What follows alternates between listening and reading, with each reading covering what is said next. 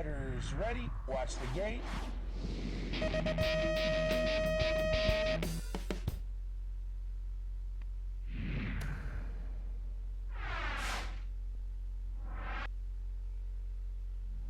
Welcome to round number 3 of the UCI BMX Supercross World Cup Tour. We're here in Angelholm, Sweden, and it's a great stop. We're back outdoor, and here's the schedule that we have going on for today. Right now we have men's group practice A just winding down. Next up after that be practice B, and then we'll move on to practice C. Today's full practice day for the riders out here, and then we move on tomorrow. Racing, you see qualification, elite men and women motos start 1400, then we move on to the time trial events, and then we have the super final men's final at that end at 1720.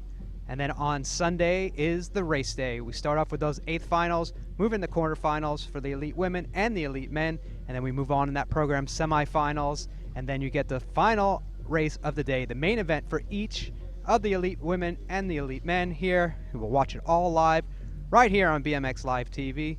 Thanks for tuning in. I'm Pete Dylewski here in Angelholm. It's a great track outdoors, a little bit windy right now, but the riders are out here. They've been doing practice so far, so it's been pretty interesting to see the riders. A lot of riders stayed here since the World Championships, and they've had a lot of time to ride this track already, so today's actually a lot of bonus time for those riders, as well as some of the other riders that haven't stayed for the past few weeks here in Europe for that race. So as we get things going on with stop number 3 after our little break, a new stop here in Sweden, and who better to give us the information about Sweden is a past resident and the guy who conducts the whole UCI World Cup Tour, Johan Lindström. Johan, talk us about here being in your homeland of Sweden and the event for stop number 3. Well, obviously it's super exciting to bring the Supercross World Cup to Sweden for the first time, and obviously I haven't lived in Sweden since '99, so it's been a while for me too. But yeah, no, I'm psyched. I'm psyched to be here. So the track here is pretty impressive. I walked around before. They have an 8-meter and a 5-meter hill, as well as the full-on Supercross track. Talk about the construction, how long this track has been out here. This track was actually built for the 2013 European BMX Championships, but that was just with a 5-meter ramp. And then this year we added the 8-meter ramp, and also obviously the first straight wider and the Supercross style first straight. And we also tweaked bits and pieces on the track as we see here. So it's a little bit bigger than 2013, a little bit more challenging, but still a fairly compact and nice flowy Supercross track. Yeah, so once again, after we went to Popdal, great to move outdoors. Went to the World Championships, had a little issue there with weather, but right now, other than the wind, it's beautiful out here. Perfect temperature, I guess, for the riders. As you see, the practice has slowed down, but talk about the track itself. It seems a little bit less technical than some of the other tracks, but big and wide open, and a lot of jumps on it. Yeah, no, like I said, absolutely. It's not the super big track or anything. Actually, the second straight, I would say, is quite small for the men, but we also think that makes for good racing. Could be interesting too. Also worth to notice is that this track is actually built for the opposite wind, because 80% of the time the wind is a tailwind on the first straight, but now we're dealing with some winds coming from Russia, so we're dealing with the eastern winds now, and it kind of makes the track definitely much harder than it's supposed to be. So that could be interesting. Yeah, well, there's always challenges when we move to these outdoor tracks, but I think the riders agree they'd rather have those small challenges and know that they have on a big track to open up, use their full horsepower, and go out there and battle it out. So just looking through the things this weekend, what do you think is kind of racing that we'll see once things kick off? We're gonna see good weather tomorrow again during qualifications. A little bit the same wind, so I think wind is definitely going to play a factor in this. And the straight we see behind us here, the third straight, is quite technical. And if you can get through that fast with this headwind, that's definitely going to be a winner. Sunday, we might be dealing with some rain. This track is waterproof, it runs well in rain, so we're not too worried about that. The wind is going to die down for Sunday, so you know what? I think we're in for a great weekend of racing, and it's going to be different on different days. But overall, we're in for. I think we're going to see some new winners this weekend. So we're at that halfway point of the season, and one of the things I noticed, especially in the elite men's class, there's been a lot of inconsistency with the top riders. So by no means does anyone have, a good stronghold on that title on the elite men's side. Sam Willoughby currently leads, but as you said, you may see some different riders here. But then we move on to the next two stops of the tour for the rest of the year. We're going to go to Argentina, and just we've been to Argentina the last couple of years, but just talk about that stop and what the difference is, because there's been some changes on the track, maybe not on purpose, but there's some differences down there to freshen things up for this year. Yeah, so it's almost like we have back-to-back events now. It feels like for the end of the season, so to speak. So we got Argentina just coming up a few weeks after this event, and then obviously Rock Hill in South Carolina in the same month as Argentina. So I think it's gonna, those guys that can sort of hit their peak in this couple of 3 races now and stay healthy will definitely be the capitalize on that and rack up the points. Argentina, again, a wide open track. It's actually been rebuilt. They had kind of a big storm there which washed the track away, but we've been there fixing it, and there's been some small changes to the better. Then obviously Rock Hill in the end of September being a whole new venue for most guys. So yeah, some interesting stuff. Yeah, so like I said, consistency is going to be important for the riders if they want to get titles. But we don't want to jump too far ahead, but talk about consistency. We have some changes for next year on the schedule. Just released the schedule for next year. So let's just talk about what we hold in store for 2016 on the Supercross World Cup Tour. 2016, obviously the big Olympic year. That means that we're starting the season a little bit earlier. We're actually going to kick off already in March, and we're going to turn things around a bit. So we're going to go back to Argentina, start the season there instead of in the end. Then back to Manchester, our trusty weatherproof track, indoor track. And then obviously Papinal in May. We know it can be beautiful like last time, or it can be terrible like 2014, but everybody likes to go there, and always good racing. So we're looking forward to that.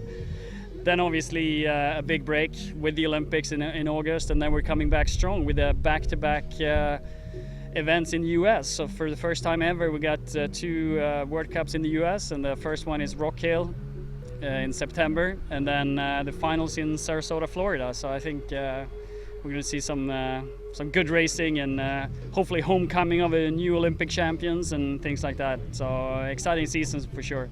Yeah, so it's really interesting to see new stops put on the tour each and every year, and I think, being a little biased, it's exciting to see 2 stops in North America. Absolutely. I mean, we've been to Chula Vista many times, but US is a big country, and it deserves to have several stops. So we're excited about that. So we're definitely excited about that. But as we said, halfway of the season, anything and everything is up for grabs. So this weekend's going to be really important for a lot of those riders. Thanks for bringing us out to another incredible track, and we're excited to be for the first time out in Sweden. Thanks, Pete, and thanks all guys watching at home in the couch. Or watch the racing here. It's going to be exciting, so tune in. All right, thanks, Johan. So we have a few riders, and speaking of our next stop in South America, we have as close as we can get to a South American, because he currently resides in Europe, and he has those South American good features of good looks and very courteous young man. It's Carlos Ramirez. Talk about what it's like to come out here for the first time. It's not very far for you, but for the first time for a Supercross to be here in this country. It's pretty fun. It's a nice country. It's been great since I arrived 2 days ago. It's windy right now on the track, but track's smooth, track's fast. I'm sure it's gonna be good racing. So we're gonna have fun. So you talk about the track and how nice and smooth it is, but go a little bit more in depth on it, because I've talked to some riders before as practice was going on, and they said second straight's a little small, but the third straight's a little bit more technical. So from your standpoint, just give us a rundown of what the track's like. First straight's pretty fast. Jumps aren't too big, not too small. They're good. They're gonna be smooth and fast. Then you come down to the second straight, as you were saying, it's a little bit small. But I think if you catch a good backside and push it good, it's gonna be fast. Then you come into a big corner. I'm sure there's gonna be a lot of moves down there, and you come into a really technical part of the track. I would say the third straight, you can pick up, tap, and pump, or you can jump the whole thing. So there's gotta be, with the wind and with everything, it's gonna vary a lot. But third straightaway is one of the hardest part and one of the funnest parts to ride for sure. Then you come down to a little small last rhythm section and into the finish line. I think racing's gonna be fast, tight, and fun. Well, that's good to hear.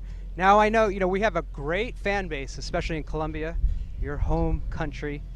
And we always, we love to give them some inside information because, we love to speak English and you kind of lost your Colombian accent a little bit. But give your fans back at home in your native tongue, some words about the racing, what they expect to see this weekend from you and as well as all the other riders. No, la verdad, todos los colombianos y a todos los de Sudamérica, los invito a que hagamos este fin de semana esta competencia. Está rápida, entretenida, vamos a disfrutarla mucho, la verdad. Esperen grandes cosas de los colombianos y de todas las personas de Sudamérica que estoy seguro que se han preparado. Nosotros los colombianos por nuestra parte hemos trabajado muy bien este mes que hemos estado aquí después del Mundial y la verdad venimos a darla toda y a sacar el nombre de Colombia lo más alto. Yeah, that's exactly what I thought.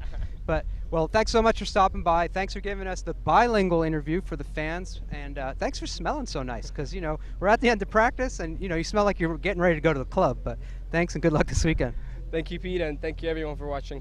All right, so that was Carlos getting ready to go back out there. Carlos Ramirez from Colombia.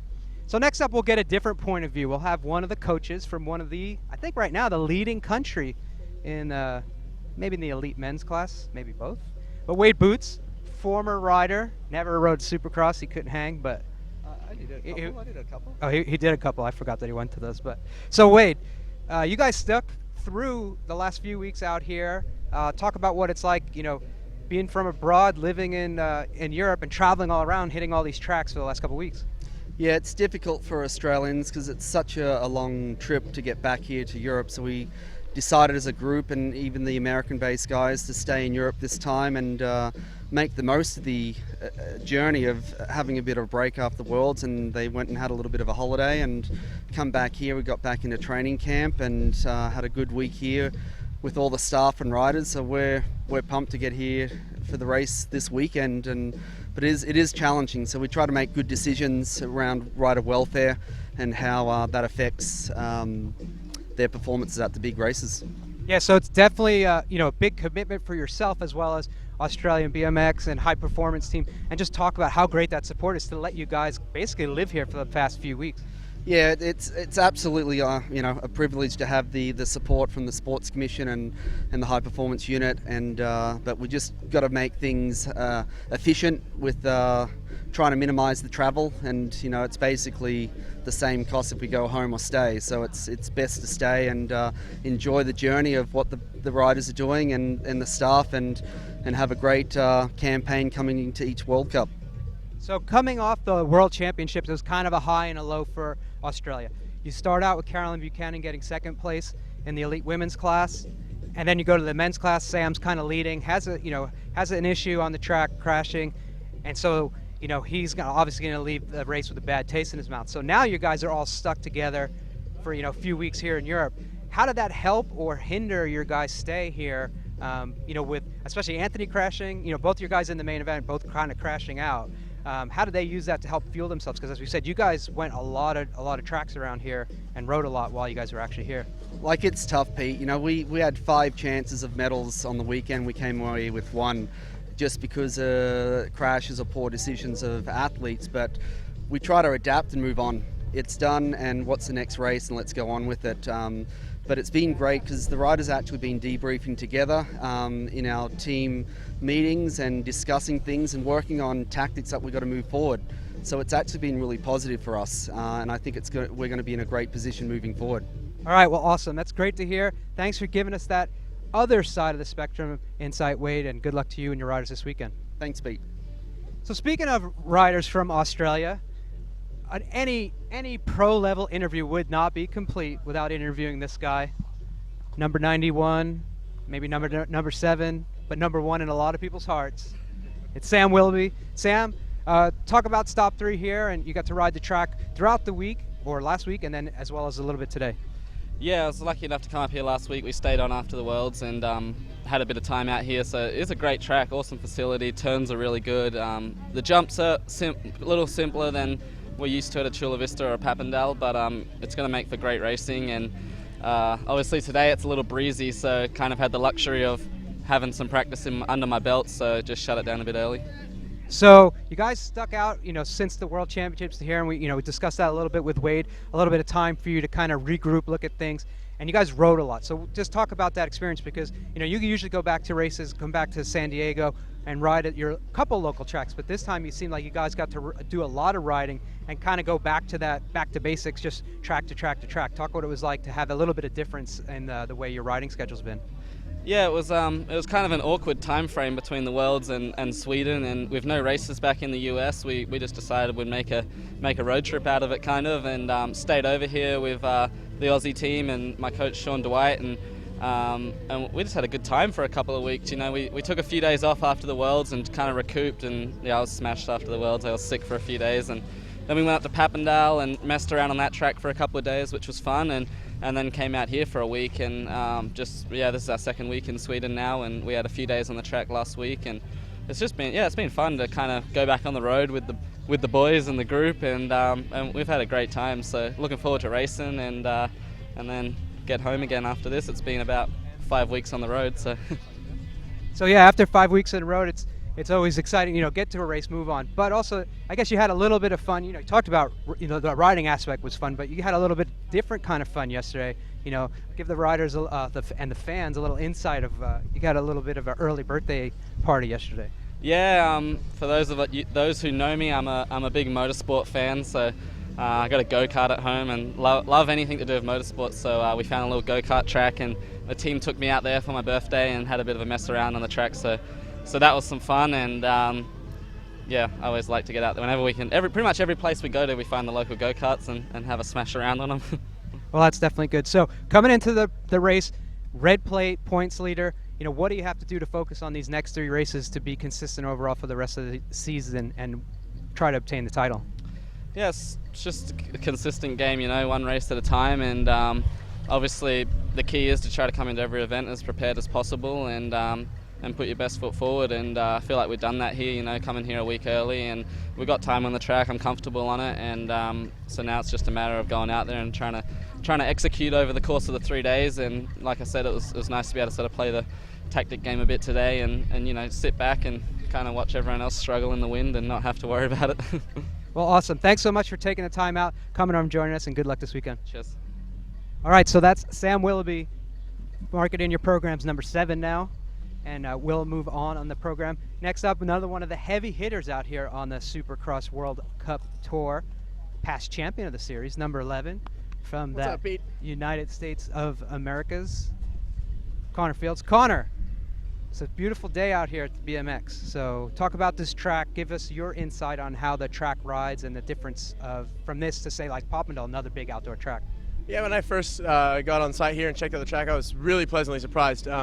Just at first glance, this track looked like one of the best tracks we've ever had the privilege to race on.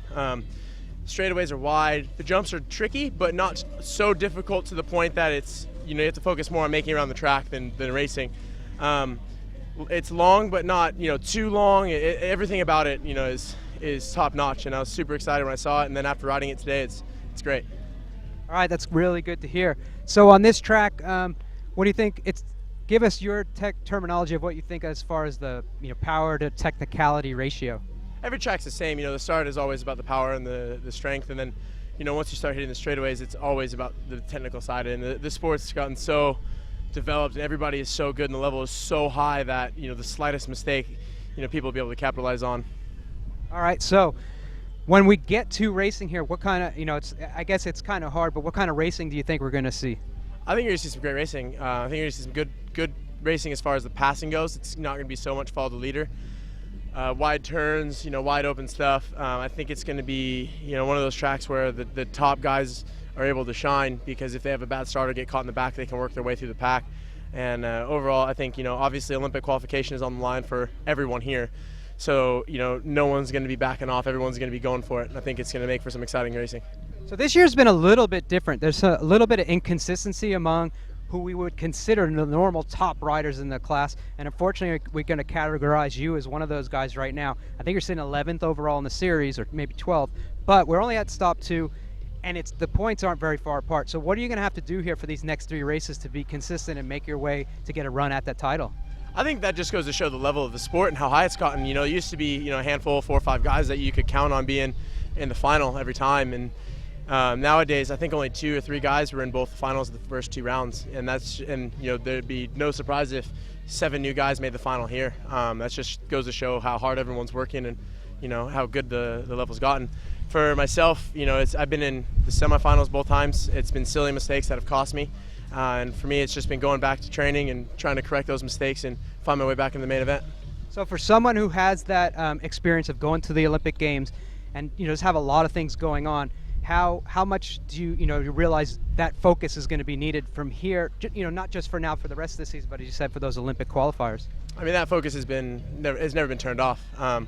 But part of being an elite athlete is going with the ups and downs that your sport will throw you. There's no athletes in any sport who don't have any downs, and it's just being able to handle that and try to reverse it and get back to the ups. So you've had a really strong season on the USA BMX side of things. I think you're currently leading the points there. So how are you going to transition that here into on the Supercross side of things? Yeah, I've had a great season so far in the USA BMX races. And I've been, like I said, right in the mix at every single World Cup. I've been in a qualifying spot in both semifinals and made silly mistakes that cost me the qualifying spot. And for me, it's just been in training, correcting those mistakes and knowing what I have to do, and also just don't stop believing in yourself and just keep swinging. All right. Well, we're going to watch you swing for the top spot of the podium this weekend here in Sweden. So thanks so much. So, get a little bit of insight from some of these top riders, and then we'll move on to some of the riders that are new to the tour. Who we have, a youngster, number 747, Bodie Turner from Australia. Bodie, talk about your experiences here. We talk with Wade, we talk with Sam. We want to get the other side of things. A youngster kind of coming in with a different outlook, I think, on what it's like to be in Europe for all this time, and as well as being at the World Cup Tour. Yeah, absolutely. It's different, kind of lifestyle from just being at home and training at home to being on the road, traveling with the best guys in BMX, and it is really cool, traveling with Sam and Anthony. They're up there, so it's definitely, I can learn from them, and I have these last few weeks, traveling to Worlds and coming here and being here at the event. Sweden, they've put on such a good show already. Like the track looks amazing and it rides so good. We just finished up practice and yeah, just kind of being around that vibe with Sam and stuff, it's really good, and it pushes me, and I really want to try and get up there and make those finals and stuff. So yeah, it's sick. Well, I know we have a lot of support. You have a lot of support from Australia as well as your parents. So good luck this weekend and for the rest of the series. Yeah, thank you so much. You coming to the after party? No, I'm strictly business. So strictly business. Unreal. All right. So speaking of strictly business, we're gonna have someone that got thrown into the deep end of the business side of BMX things over the last few months. It's going to be a little young boy that you may have heard of. He's had a couple of good results in the last 2 races. That's going to be Nick Kinman. Started things off in Papendal, great weekend. We didn't get to talk to you with our fans on the Supercross about that. Let's just start with that. Let's start with the easier 2 of the races to talk about. Talk about how things went for you after the main event in your hometown in Papendal. Yeah, it was crazy. I had to do so many interviews, and I was watching TV, and then they were talking about me on national TV. So it went quite fast, but the first week it was so exhausting with all the interviews and all the stuff I had to do around it. But after Worlds, I don't know if I got used to it or. And so I know we talked about, we interviewed after that race. One of those really cool things that you kind of even forgot about was, you had done lane 8 in all those races. You took lane 8 in the main, you cashed in. You got on the double dice bonus program. It's nice to get that double prize money, but I think that was just really a warm-up for you. A couple weeks later, you went to another race. A couple people watched World Championships. Again, stuck with lane 8, and things seemed to work out for you, as we could tell with that brand new number 1 on your plate and that really fancy jersey, as well as that really fancy bike. So talk about the experience of that World Championships. And you won it as a junior, but coming back, just talk about how incredible this last month or 2 has been for you. Yeah, first Papendal came as a huge surprise for me. I was feeling good, but I didn't know it would be that good to actually win a World Cup. And then for the Worlds, I just went into it trying to do the best I could, and it worked out pretty good. Yeah, it looks like it worked out pretty good for you. So now we got these last 3 races of the season. There's been a little bit of inconsistency on some of the top riders, but you find yourself up in top of the points as well. So what are you going to have to do to now put together 3 good results for the rest of this season? I think Sam and Joris are the only 2 guys that made the final at Manchester and Papendal. So the field is stacked. You have to be consistent every time again, and I'm just going to try to do the best I can. Just too many fast guys out there. Well, make sure you throw your name into there as well, because you're one of the fastest guys, as well as right now the current world champion. I know you'll never get tired of hearing that, and we're going to say it over and over for the next year and hopefully for longer on. So let us say congratulations once again, and pick up your bike so people can see it, because I know it's a pretty cool paint job that your sponsor did for you. Well, I'm looking at. Oh, I'm trying to show how you got the double dice on your helmet. That's a triple dice. So now you're going to try to go for. So you're by putting 3 dice on it, you're going to try for the next 3 main events with Lane 8, right? Maybe I should try to make the main first, and we'll see after that. All right. Well, that's a good start. Thanks so much for stopping by, and once again, congratulations on your win in Papendal as well as your win at the World Championships. Thanks, Pete. All right. So that's really going to wrap it up for us here in Sweden. Tomorrow we'll start off with those motos and qualifiers, and then on Sunday we'll go to those single elimination qualifying races and bring you all the action live here. Thanks so much for tuning in. I'm Pete Dylewski. We will see you tomorrow right here on BMX Live TV.